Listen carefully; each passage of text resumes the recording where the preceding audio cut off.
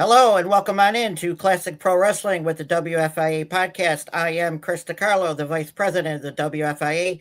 Always to my left is the podcast host, the producer, internet radio DJ, WFIA board member, Mr. Benny Scala. Glad to be here. Filling in for our friend Mike DiGregorio, taking care of his wife. Our prayers to her and your family is author, podcaster, historian, improv artist, jack of all trades, our good friend, Mr. Mike Messier. Thanks, Chris. Great to be here tonight. We have an awesome guest, and Chris and Benny, two of my best wrestling buddies, and I'm really looking forward to talking about territory, which looks to be an up-and-comer here. So this is very exciting. Indeed. Thank you. And in fact, that's right. Our main event guest this week joining us, and we appreciate his time, is from Mid-Atlantic Territory Wrestling that you can catch on YouTube, as we are live right now on YouTube on the Player Entertainment Network YouTube channel.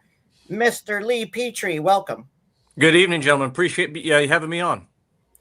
And before we jump into it, usually, Benny, I've been promoting him, but we have him here live on the show. Mr. Mike Messier, talk about MikeMessier.com. I appreciate that. Yeah, my artwork is available. That's a Masked Superstar I did for Chris. I have the Road Warriors throwing the pumpkins off the scaffold in preparation for Starrcade 86. That design is available on T-shirts and all types of items. If you go to MikeMessier.com/shop, you can get to my Spreadshirt shop, and you can get my Hulk Hogan design. I think I sent you a copy of that too, Chris, a few weeks ago. And yeah, I appreciate the shout out, and longtime wrestling fan here. And I think our guest is also, and I'm looking forward to comparing notes because his promotion that he's working with now really brings together the best of the old school and the new school, I think, Chris. Well, you know what? The name caught me. And then like we talked off camera, the name caught me. I had to check out some shows. I love it. I think it's great. And it definitely, maybe we can talk to Mr. Billy Corrigan, Mr. Petry, about joining under the NWA because he wants to do territories. Oh, he wants to. That'd be an interesting mix, wouldn't it? Yeah. We might do a territory better than he does, actually. Yeah, Mike Messier was at a NWA event live there in Jacksonville, right, sir? I went to two. They were actually in Tampa. The TV tapings I went to for the Billy Corrigan group were good. I guess I'm kind of in that world where anything I see wrestling wise, I always think, what would I do better? And I do think he's got the great, let's put it this way, the attitude of everybody is very positive when I go to the shows. I do feel like there's some things that could be tweaked and twerked, but in some regard, it feels like a vanity project for Billy. Like it feels like he's there. I mean, he's doing commentary right there. If you're a Smashing Pumpkins fan, Billy's 10 feet away from you doing commentary, but things that I would implement as far as storyline wise, as far as having some structure to it, I don't know if he would want to give up the reins or even consider a conversation with somebody, because it seems like Billy really enjoys playing with his action figures. And if you think about a guy like Tony Khan with a big budget, it's basically you can watch, Triple H play with his action figures on one channel or Tony Khan play with his on the other channel. What I liked about the old school pro wrestling, and Lee would probably know about this, stuff like the Crockett Cup that I went to, it didn't feel like action figures being thrown around and everybody had the same interview style. It felt like actual cowboys in the Old West, battling out for the Crockett Cup. I mean, this is pretty old school stuff here. This is the scribblings of a young wrestling fan watching, from the first match, which I think was Bobby Jaggers, to the last match of Lex Luger and Tully Blanchard versus Nikita and Dusty.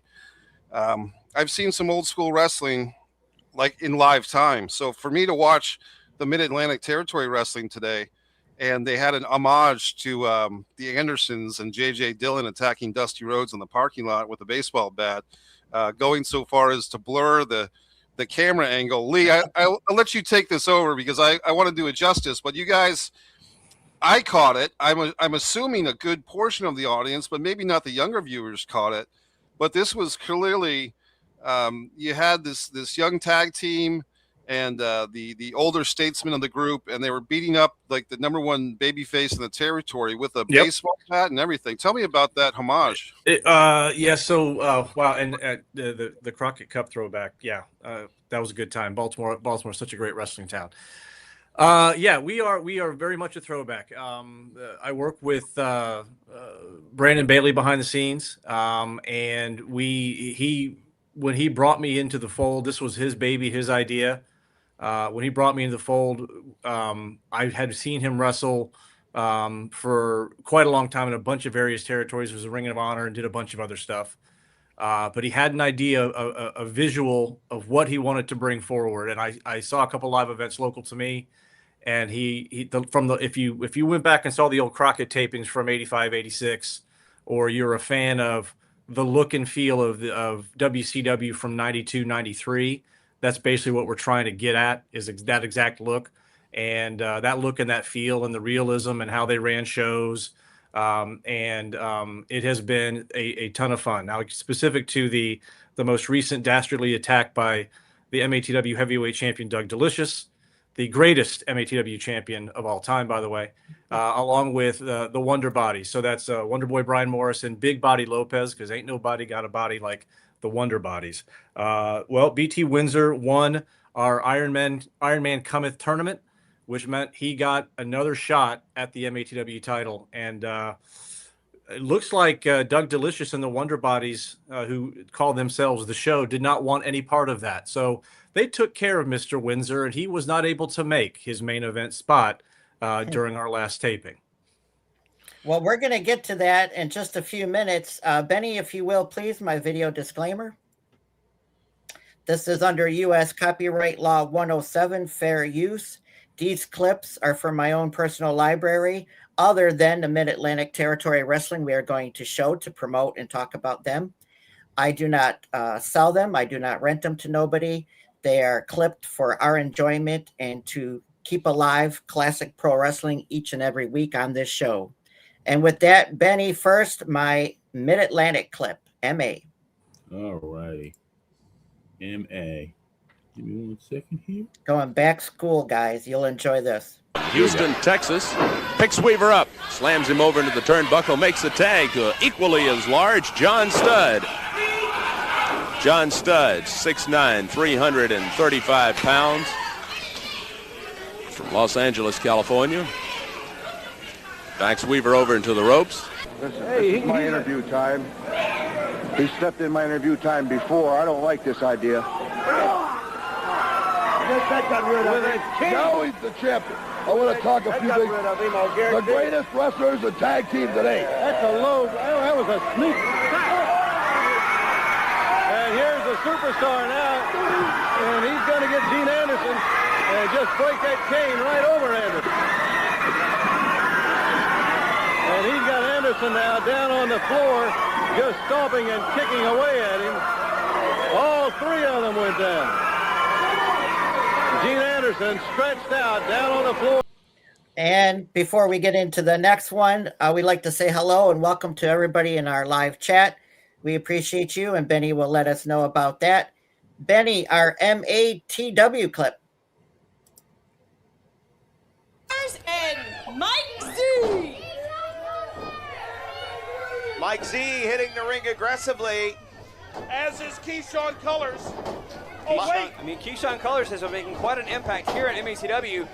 Hey, Mike Z comes from a great championship background. He was a long-reigning Monster Factory champion. Man. Wow, and here he is making a really big impact in his first MACW appearance. Tilt-a-whirl side suplex. Brian Morris and BBL are just light years ahead of flipping problems. Let's be honest, Flainer. Listen, let's not forget the blue notebook ABT, that the flipping problems came out here several episodes ago. They took dictation, as it were, and then they came out and they were able to pull look at the that, W out. Oh, look at that. Oh, wait a minute now. Pretty sure Terry Sequoia stole my social security number with that notebook of his. Look at swing and a miss. Look at this. But look how fast Sequoia is. I've got to give him credit for that. Look at this. Very nice.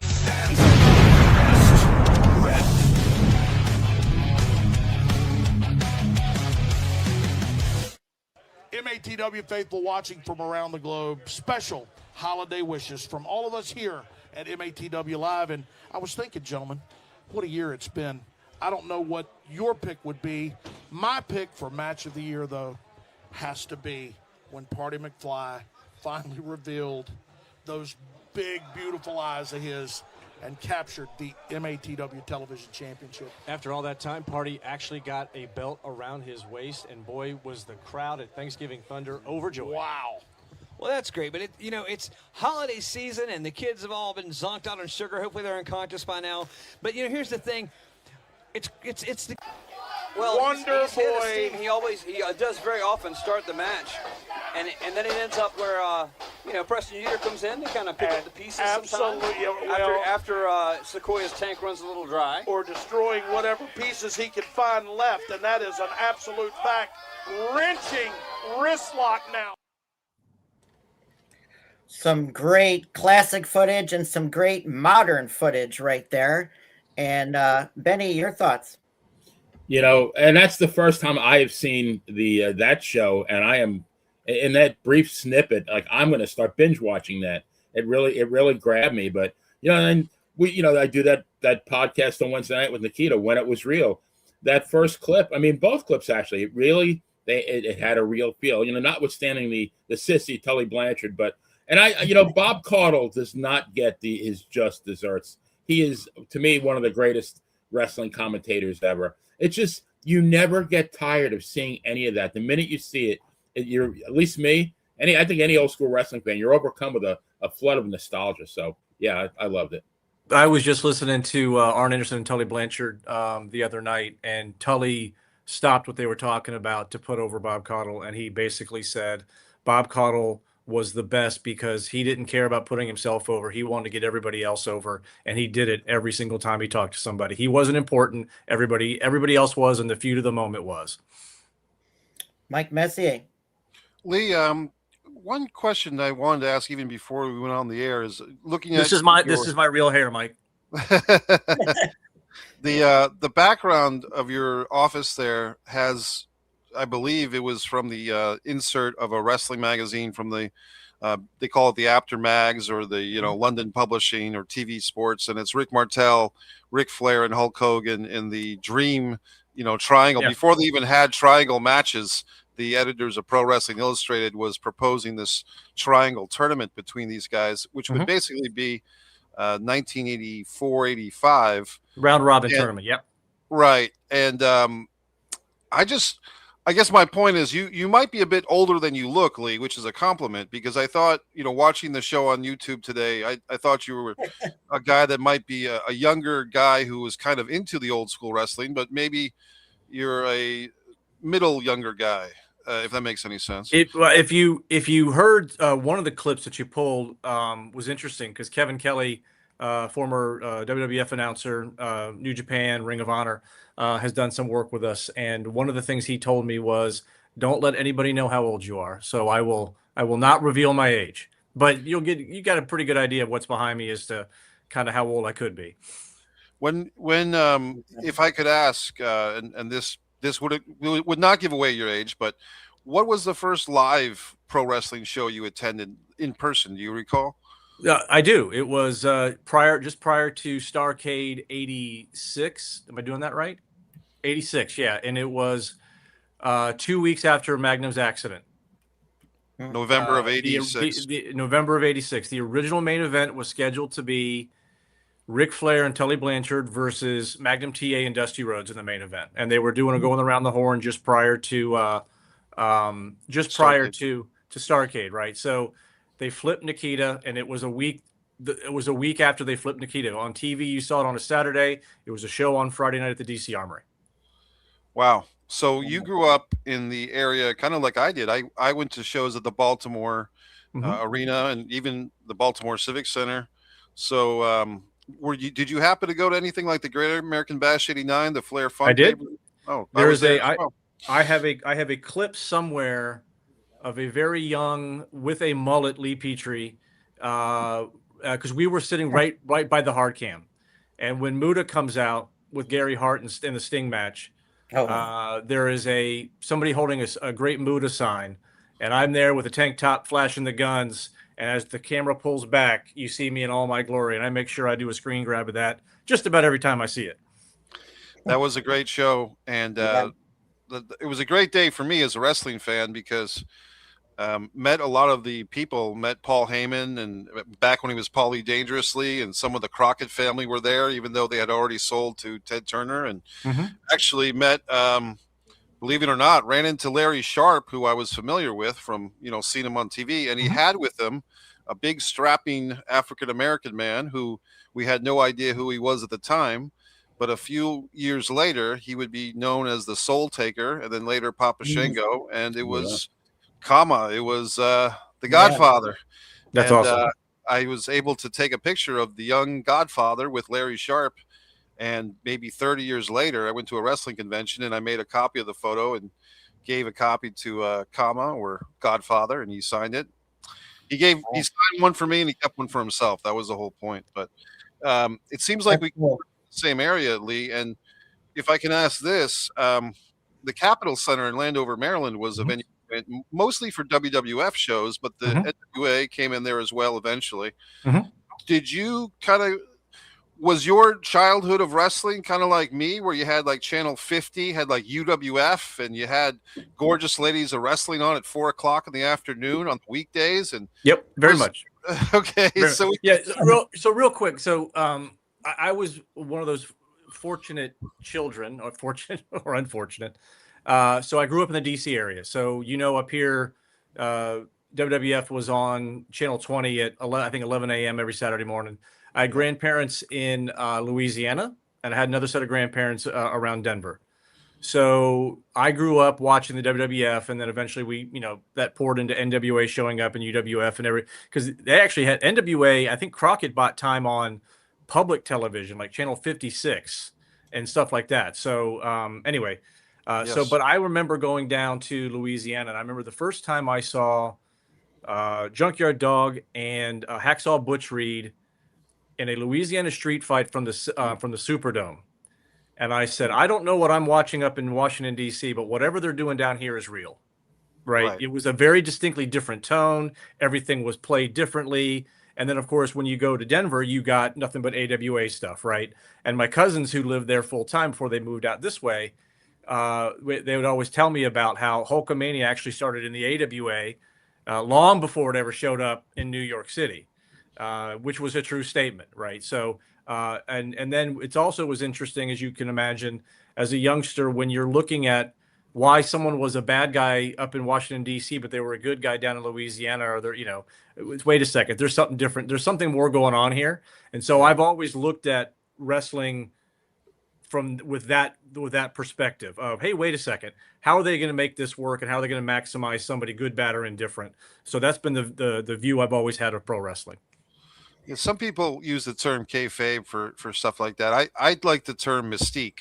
I feel like one thing that's been damaged, perhaps not beyond repair, but I mean, I was forcing myself to watch the WWE Unreal, pseudo documentary, but to me, the mystique of pro wrestling has dissipated with the wrestlers feel the need to kind of self-congratulatory, put themselves over on what we're doing with podcasts and so forth. But the people a lot of the old school fans will complain about the degradation of, kayfabe and the magic what if. I just think you can break kayfabe, but somehow keep the mystique. And what I did enjoy about MATW today was you guys had a lot of old school things. Like you had the 2-man or 3-man commentary set up.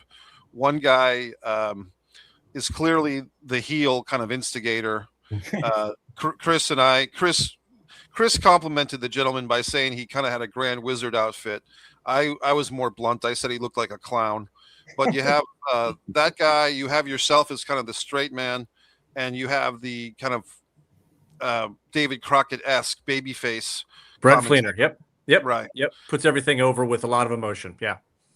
And I did like the studio. Can you name the YouTube channel real quick for us for MATW?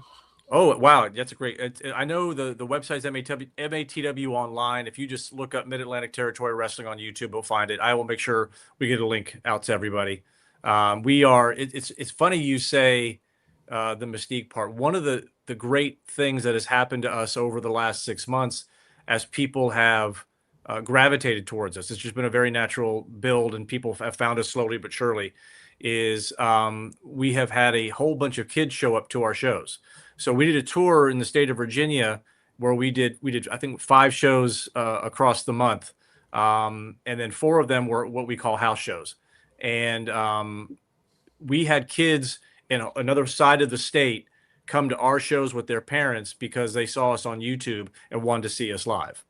They knew who the heels were, they knew who the baby faces were, they knew who the announcers were, and we were like, we couldn't believe what we were seeing. And then it happened town after town after town. So slowly but surely. And when we do the vast majority of our tapings in Yorktown, Virginia. We have a studio set up on it's set up on purpose.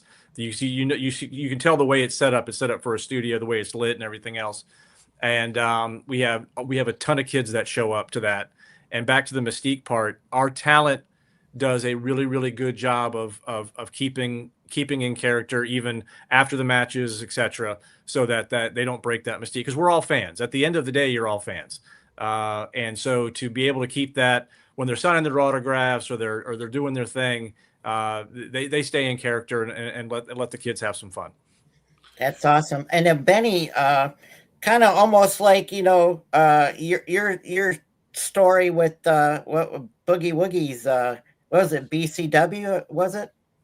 Yeah, BWC, Boogie's Wrestling Camp. BWC. Yeah. Two of the greatest tie-dye shirts I have are from Boogie's Wrestling Camp, by the way. It's Parts Unknown. It's 50 miles north of Parts Unknown. Correct. Shawsville, Virginia. If you can find it, man, you're an explorer. Yeah, go to Parts Unknown, turn left for 7 miles. There you go. That's about right. Yeah, absolutely. Can you believe that Jimmy Valiant teamed up with Lasertron? Lasertron, yeah, a wrestler whose whole identity was based on laser tag. Yeah, that's Lee. Here's a question for you, and I guess and feel free to not answer or to respectfully dodge the answer as much as you need to. I'm fascinated with how long has MATW been doing shows? About 2. I'm guessing 2 years, or am I wrong? I think we're in our 3rd year. Okay, now I'm trying to be respectful, but also try to get some answers here. Are you guys sustainable? And I mean that with respect, because as an upstart promotion, Jim Cornette is kind of famous for saying, how do you make $1 million in the pro wrestling business? Spend $2 million. Start with 2. Yeah. Right. So my question respectfully, and like I said, feel free to dodge.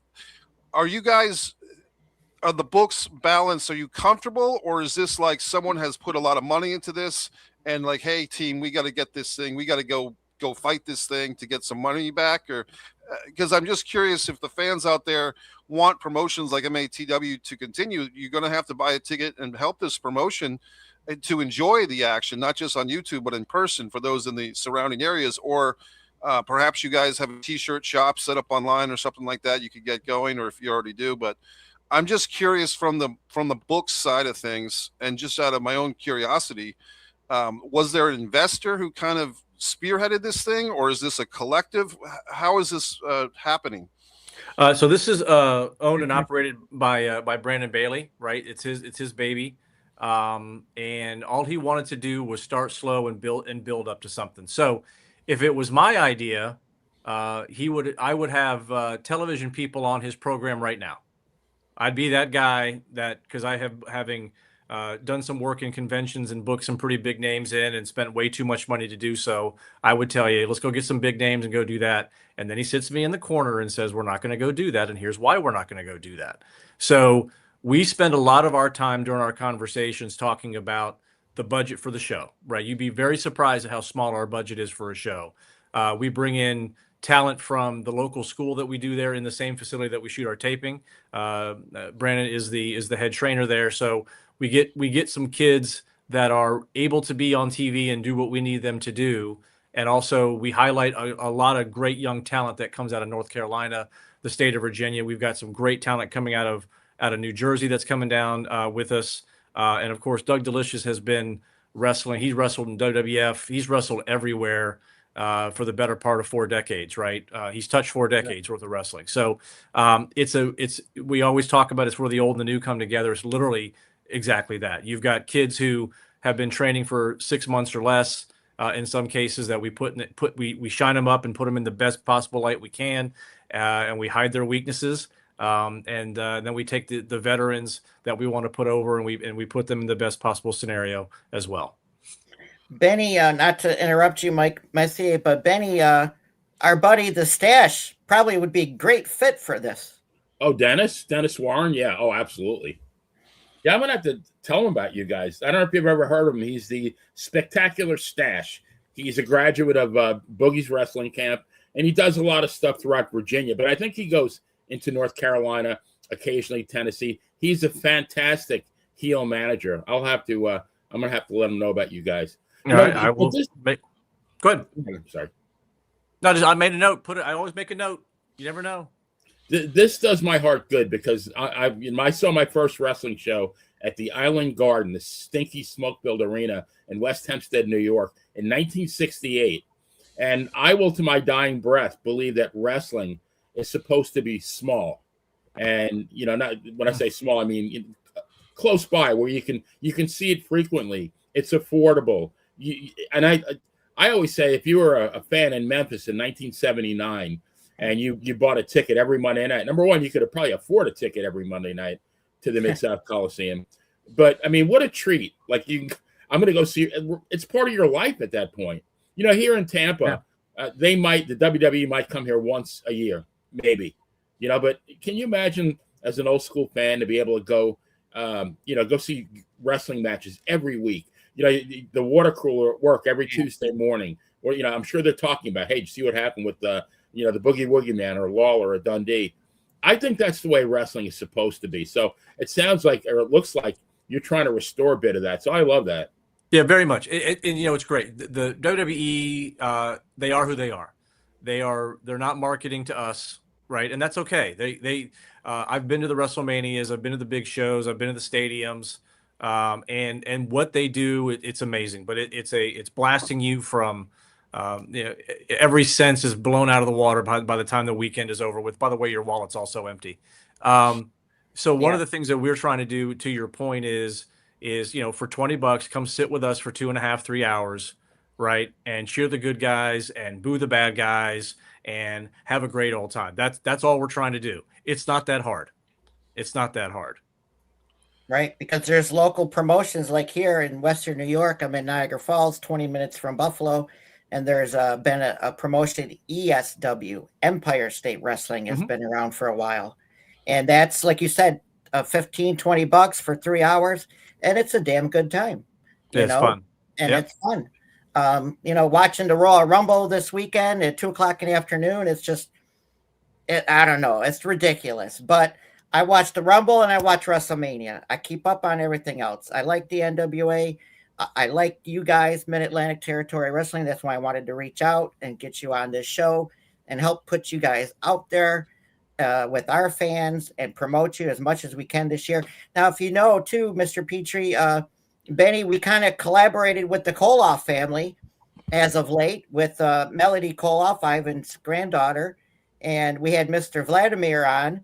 And in a couple of weeks, we're going to have Mr. Neil Koloff on as they started a Koloff family reunion tour this year, and we can get you in contact with Melody as well to kind of help both of you.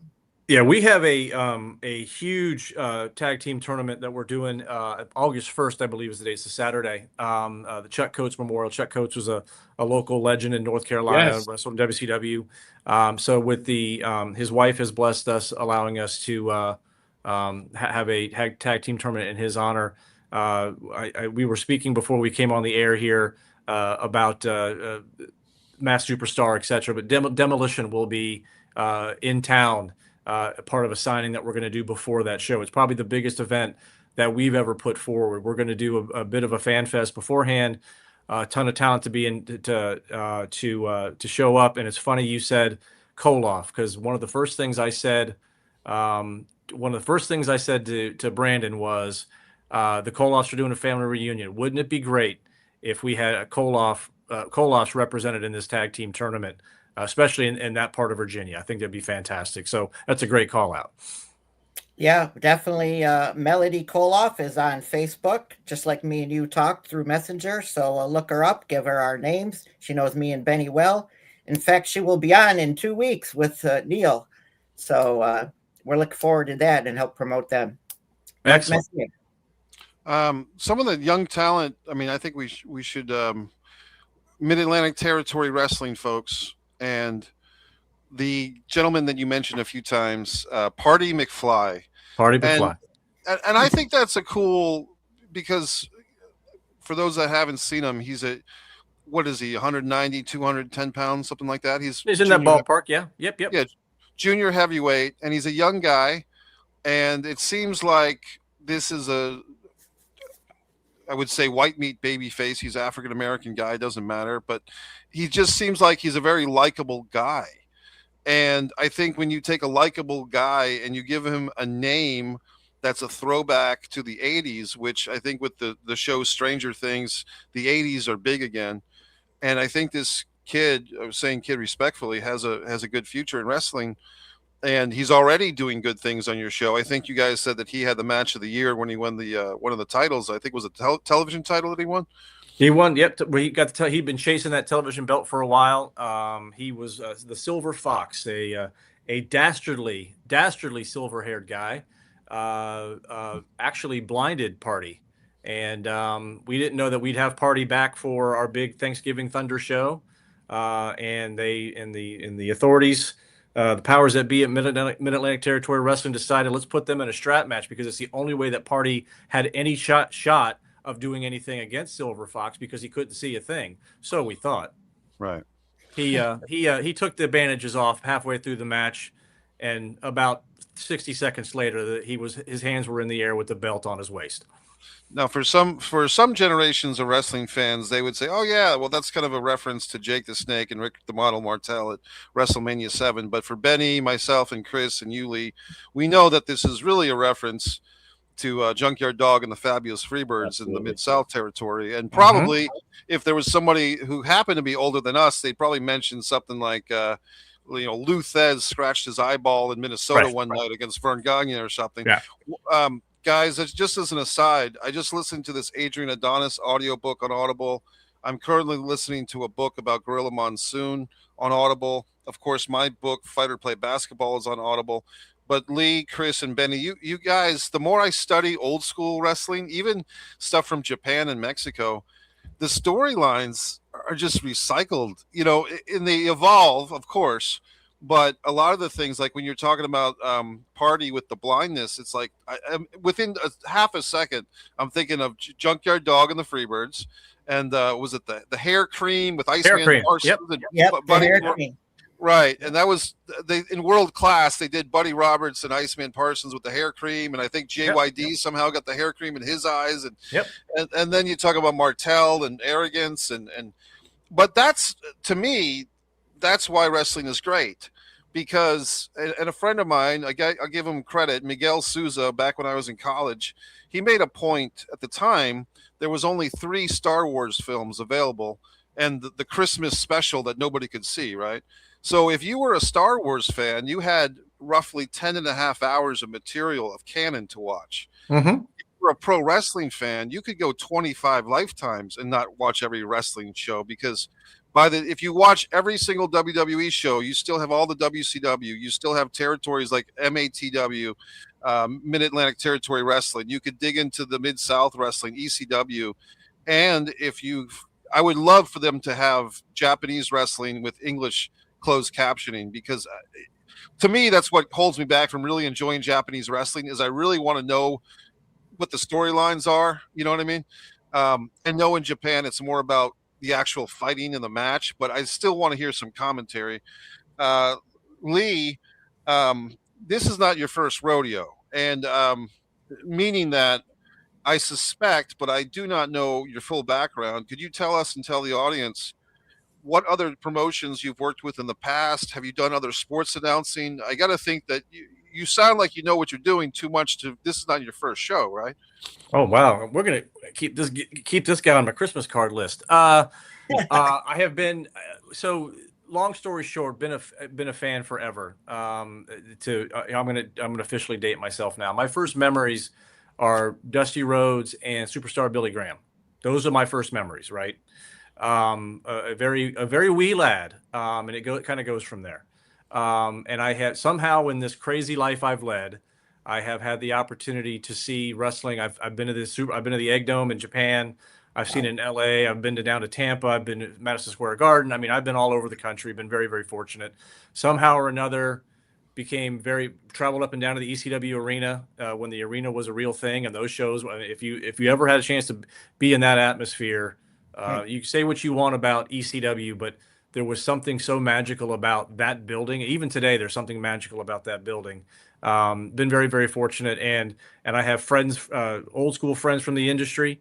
I have some folks that are on television on Monday nights and on Wednesday nights and Saturday nights that I talk with on a regular basis. I'm very, very fortunate to have lived the life I've lived. I've done some work with my good buddy Tommy Fierro up at ISPW in New Jersey. He has the 80s Wrestling Con that he has run and done a whole bunch of other stuff. He runs all over the state of New Jersey. He brought me, did some convention work with him, and now I'm one of the folks on his shows as a manager right now. I have a very, very busy spring between commuting from New Jersey all the way back down to Virginia. And then of course, full-time here, full-time doing work for the MATW behind the scenes as well as in front of the camera. So, to be honest, it's one of those things where anybody who's ever wondered about how do you do this, you have to put yourself out there and ask. It's as simple as that. Show up. Be respectful, help set the ring up, do all the little things that somebody, if you want to follow somebody really great on social media about, how do you get in this business and how are you do what you do and get where you go and you network and all, go follow Brutal Bob Evans. I consider Bob a super good friend of mine. He is old school at heart, and he is trying to help the youth really understand what it is to be in this business. And I barely have had a cup of coffee here, and it is if I'd have done this 30 years ago, boy, my whole things would have been so different. So, but I am so happy and very, very fortunate to be where I am doing what I'm doing. More importantly, working with the folks that I work with. I work with some of the most amazing people who, especially in MATW, right? ISPW's got an amazing locker room.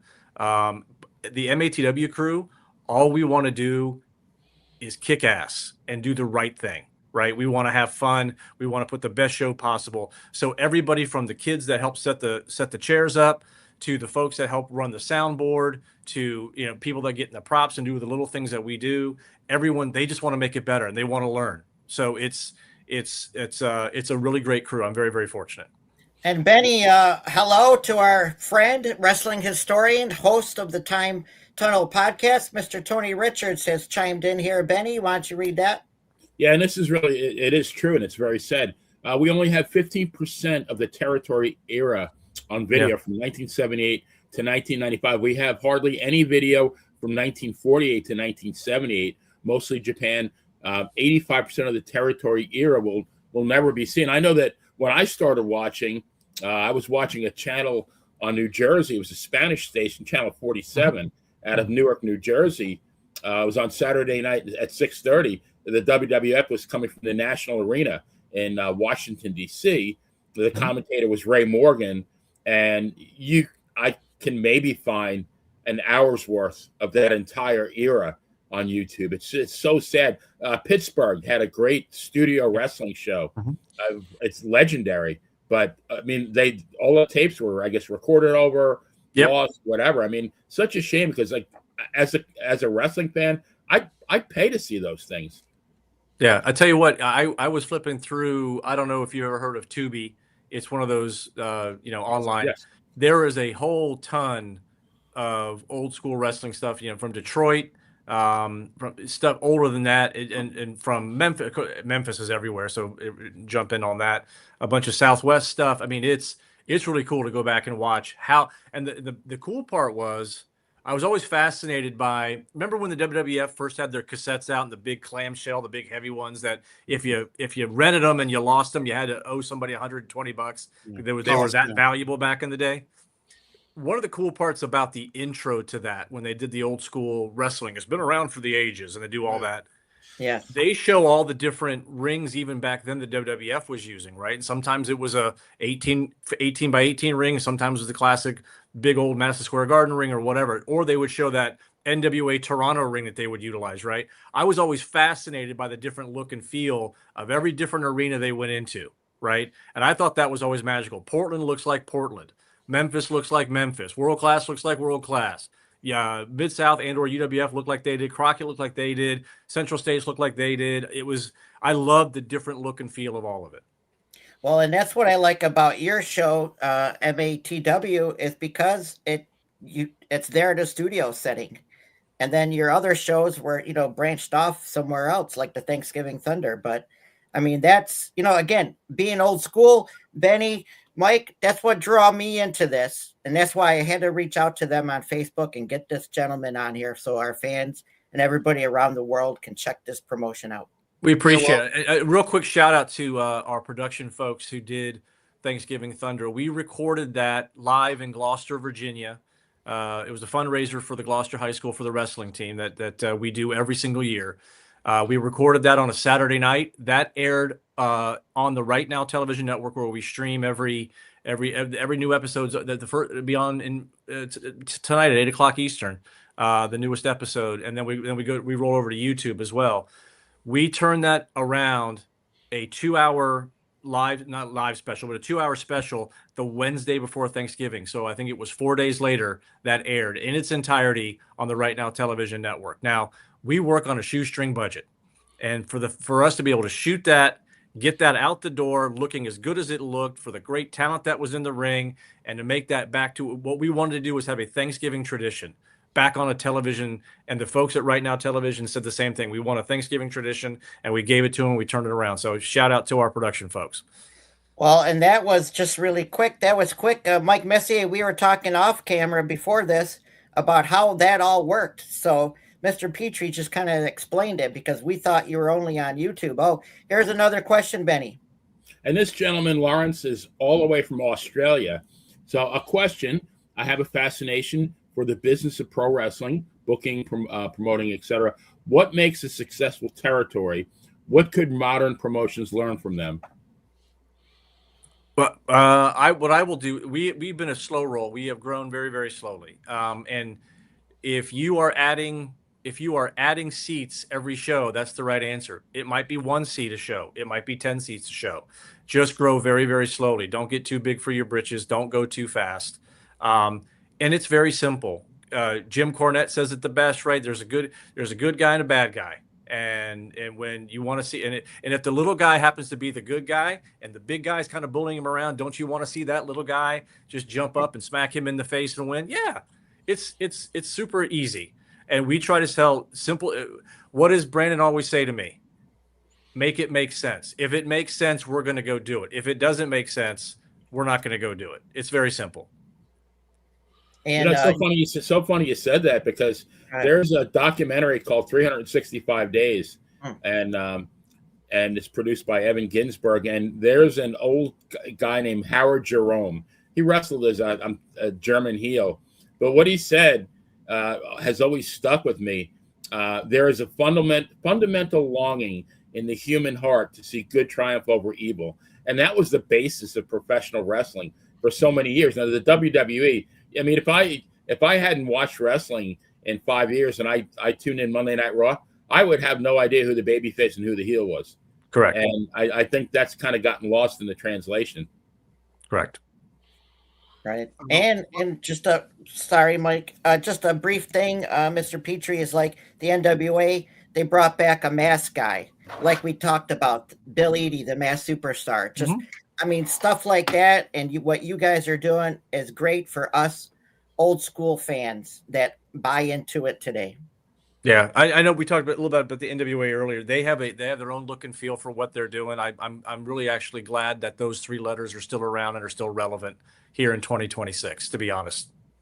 Right. Go ahead, Mike. Well, one thing that you guys are going against the grain, which I think is a compliment to you guys, Mid-Atlantic Territory Wrestling. Well, you guys aren't using the word global or universal or world, which we've seen used to death. Both Abused, yeah, universal, abused. whatever, yeah. My Galaxian, yeah. It's you guys are showing, and when people talk about Black Friday, was it Black Sunday in 1984? Black Saturday, yep. Black Right, Saturday. Black Saturday. And they talk about, the Vince McMahon, he had a vision for worldwide domination and killing off the cigar smoked arenas, blah, blah, blah.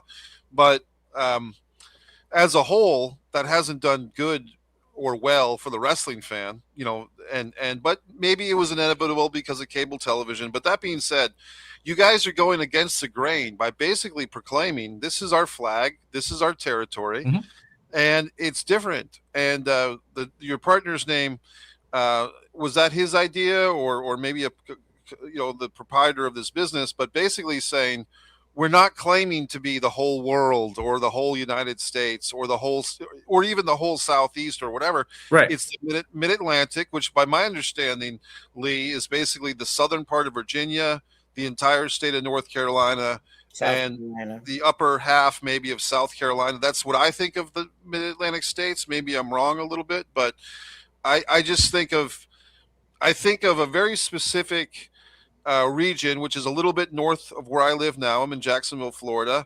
The temperature is not as hot as the South in the Carolinas, but it's like it feels like the fall year round for the most part, except maybe the summer's kind of hot up there too. Thanks for rubbing that in. It's 16 degrees outside right now. Yeah, really. We're in the frozen tundra up here. But I just feel like, for me, the Carolinas and wrestling you think about Roddy Piper and the Bloody Ear and the dog collar chain match at Starrcade 83. And I think tag team wrestling in general. Yes. Yeah. The Andersons and the Briscoes and the Kentuckians or the Kangaroos, all these guys. There's such a rich history. There's a channel on YouTube and a group called the Mid-Atlantic Gateway, which examines the old, beyond Dusty and Magnum, but like 2 or 3 generations before them even. Lee, this is the heritage that you guys are basically working in. Like, you're walking in the footsteps of wrestling giants here. And I compliment you, and I also, say, is that something that your younger talent is aware of? Is that something that they're being educated? Like, maybe some of these young wrestlers like Party McFly, maybe his grandfather went to wrestling shows. I don't know, but what do you think of the generational thing? Do your wrestlers fully appreciate that, or are they learning on the job? They're learning on the job. What's fascinating is we have our tag team champions, our tag team called XLG. Gentleman by the name of Jem Stone and G Money are the tag team champions. Been that tag champs for over a year now. Two talented young men. They can talk, they can wrestle, they have the size to the point where you're wondering why they haven't been signed by somebody else. So they're just in that league. We were having a conversation, 6 months ago about a few things, about some things that directions we wanted to go. And I sat there and gave them a list and said, you need to look at the following on YouTube. And I gave them a list of X, Y, and Z tag teams, X, Y, and Z feuds, X, Y, and Z whatevers. They both got their phones. They took their notes, right? So now the next conversations turn into, I saw that. Now I see what you're talking about with what Doom did, or I see what, that tag team did in this situation. So back again, our locker room I love these kids. I mean, I do, right? And they just want to learn. They want to learn, and they just want to get better, right? And it's been so much fun. So, Mike, real quick, I know you threw up something for the tag team tournament, the Crockett Cup. So somewhere on my wall, I have that. If you look really closely, it's the Starrcade 86 lineup from the program. If you can look even closer and see, any idea whose signature that is? Bill. Bill. Bill Eadie? Is it? Bill. There's only one Bill that mattered back then in the magazines. Who was he? Bill Apter. Bill Apter. Yeah. All right. Brother Bill, as David Von Erich would call him. Yeah. No, Bill Apter's good people. Love him. Yeah, anyway. I met him after a Nitro here in Buffalo at the Marriott. And, man, I've been trying to get him on this show for years. Yeah, he's a sweetheart. He really is. And I do some work with, if you're familiar with the Gathering in Charlotte every summer, that Convention, T-Mart Promotions does. I'll be the ring announcer again this year for that show, and doing whatever else Marty wants me to do that weekend. And that's another thing. It's one of those things where, back to how do you get in this crazy thing and how do you do what you do? You just asked the question. I got to know Marty by going to the conventions and being a fan, and I said, Marty, if you ever need a ring announcer, let me know. And last year he called and said, "Hey, I need one." And I said, "I got you, brother." So he booked me, and well, I'll be there again this summer, and they're a great bunch of folks to work with, and I'm really really fortunate to do that. As a huge Four Horsemen fan, I got to introduce Arn Anderson last year, and his son Brock, and of course C.W. Anderson, who was part of the family at this point too, and Preston Quinn, who was one of the wrestlers on our program, has the lineage of the Anderson family as well, based on who he has worked with in the past. So we got a lot of Horseman ties, and we're okay with that. Awesome. Oh, we got another question to Mike Messier, Betty. Yeah, you play a Russian in Tommy DeNucci's new film. Were you influenced by the Koloffs for the role? Yeah, we all were. There's 4 of us Russians in the Roaring Game. Thanks, Laza. What a nice guy. Laza all the way from Australia. He's great. We Yes, love him. he is. So I'm in this movie that's going to be released on streaming on February 6th. Mickey Rourke's in it. Rob Gronkowski, the New England Patriots gentleman, is in the movie. And I play, I basically named my own character. I'm Vitaly, the Russian curler. But I named myself basically after the Klitschko brother, the boxer, because I was thinking of the great Russian names. And I think one of our guys had already taken Nikita, and I think Ivan was taken. So I took Vitaly. But yeah, thanks for mentioning. And, just talking about the Mid-Atlantic Wrestling and this new promotion, relatively new, it's very exciting. And to me, once again, and I think Lee said this a few times, Lee said things like it's simple, and it's, if you keep it, like the expression, keep it simple, stupid. But with pro wrestling, to me, why wrestling will never die, even us, we get concerned, like, oh my God, Vince McMahon's shenanigans is going to kill the business. But we've been saying that for 40 years and it's still around. You know what I mean? And, but to me, the reason why pro wrestling will always exist beyond any type of acronym for a company is because it's very simple. You have a ring and you have at least 3 people in it, a referee and at least 2 wrestlers. And hopefully you have as many fans as you can get, whether that's in a high school gym or a TV studio or a Greek amphitheater or whatever it is. It's not that hard, as Lee said, to just get it going. I think, and that's why I was kind of asking about T-shirts and propaganda and ticket sales and stuff for MATW in particular, because I'd like to see this promotion continue to succeed and do well. But I do think it takes the fans who enjoy the product would probably like to show their support. I mean, these days people support things on Patreon and stuff like that. So I'm just hoping that you and your business partners there, Lee, have more ways for people to financially support the promotion, because as great of a benefactor as your friend there is, I'm sure he wants to make a buck eventually, or if he's not already, continue to make some bucks. That's all. Yeah. So you asked earlier, we are MATW online on YouTube. So follow us there. And back to your point on merch, we just added a bit to the website with all of our T-shirt and things. We have some new things coming. We have our first line of figures that are actually coming as well, which is really, really interesting to have. And I can't wait till these kids actually get their hands on this stuff. It's going to be fantastic. And so, yeah, we're really looking forward to that. So I appreciate the time and the call out on that. And back to my good friend Bob Evans. Again, if you want to find out little things about what to do to get a little bit better, he gives advice every single day on how to do it. I've known Bob Evans since the Clinton administration. I don't know if that's like, but Brutal Bob was actually, I had a very short career in as a wrestler, and Brutal Bob was in my second match, which was called the Powerhouse Brawl. It was the Powerhouse Power League wrestling version of the Royal Rumble, and I think Brutal Bob might have given me a slap or a chop or two. But Bob is a true gentleman. He loves professional wrestling. I think it was about 9 or 10 years ago that Bob wrestled. I believe this was Bob. He wrestled like a series of 1-hour matches Yes. throughout New England. Yep. And I mean, this guy, he even sold me a Larry Zbyszko AWA figure for $5 because Larry Zbyszko and I have the same birthday of December 5th. So Brutal Bob is a connoisseur. He's an aficionado. He's a walking historian. How did you get to meet Brutal Bob, Lee? He's come down to work with us, so he knows Preston Quinn, right?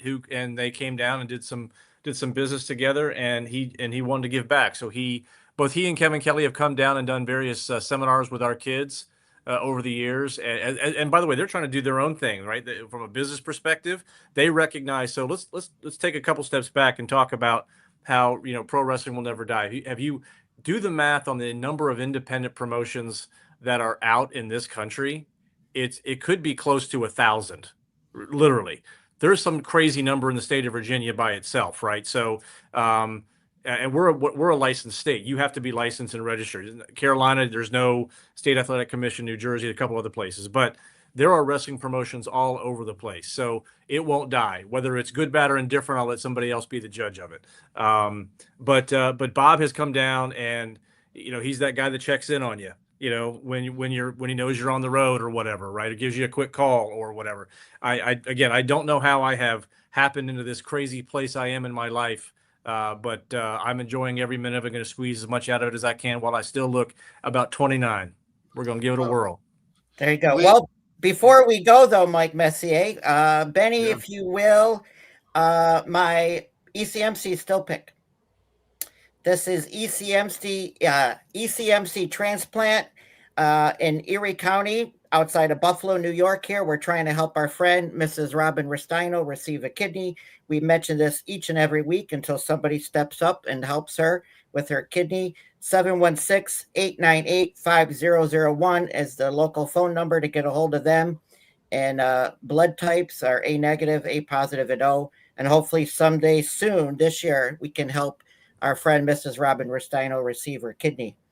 Benny, if you will, in place of our good friend Mike DiCagorio, our independent wrestler of the week. Yeah, Danny Limelight, ROW champion. He's ranked number 9 on Indie Experience.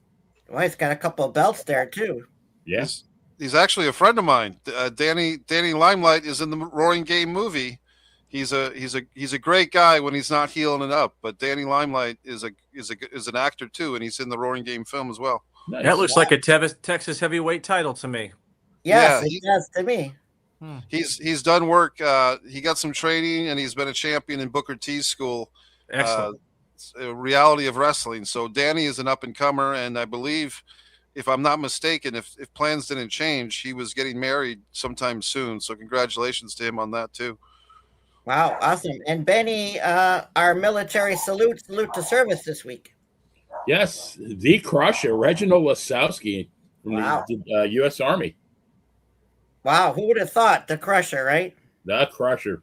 What was he, the man that made Milwaukee famous? Was that his nickname? Yes. AWA, WWA. Wow.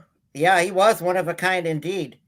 And Benny, my PSA of the week, please. This week, I mean, this is kind of great. It sums it up. No judgment, just support. 988 for our mental health. Believe me, it helps. It works. I know a lot of people that have reached out to it and they've helped, and nothing to be ashamed of. Once in a while, we just need some help in this crazy world and life we live. And that's my PSA for the week. 988 mental health. Mr. Petry, we appreciate your time and reaching out and being on here tonight on Classic Pro Wrestling with the WFIA podcast on YouTube under the Playa Entertainment Network. And of course, this show will be shared all over the place, and I'm sure you will too as well. And we, like I said, we are here to help spread the word about Mid-Atlantic Territory Wrestling. I'm sure Mike Messier, you will help as well. Yeah, I mean, I'm looking forward to it. I'll be traveling up north to act in another film by my buddy Tommy DiNucci. I'll be in his next movie as well, and I might just have to take a stop in the Carolinas on my drive up north because this promotion really looks like worth checking out. Do you guys do weekly shows, Lee, or what? How does that work? Well, we run monthly television tapings where we do 4 episodes a month. and we'll be shooting on Valentine's night is our next episode. The 4 episodes that we're taping, I get to produce those. That's going to be a good time had by all. But then in the spring and the summer, we have a full slot of shows that we're going to be doing, hitting a lot of the county fairs here in the state of Virginia. We have got our big tag team tournament August 1st, the Chuck Coast Memorial Tag Team Tournament. So much more to come on that. And we're going to be some busy folks. It's awesome. Well, that's awesome. And again, we appreciate you and your time. And from all of us, we're going to spread the word on social media and on Twitter. And Benny, if you will, next week, Mike Messier will be back with us, as we will have Mr. Petry as our guest, Mr. Daryl Peterson, a.k.a. Max Payne from WCW and the WWF.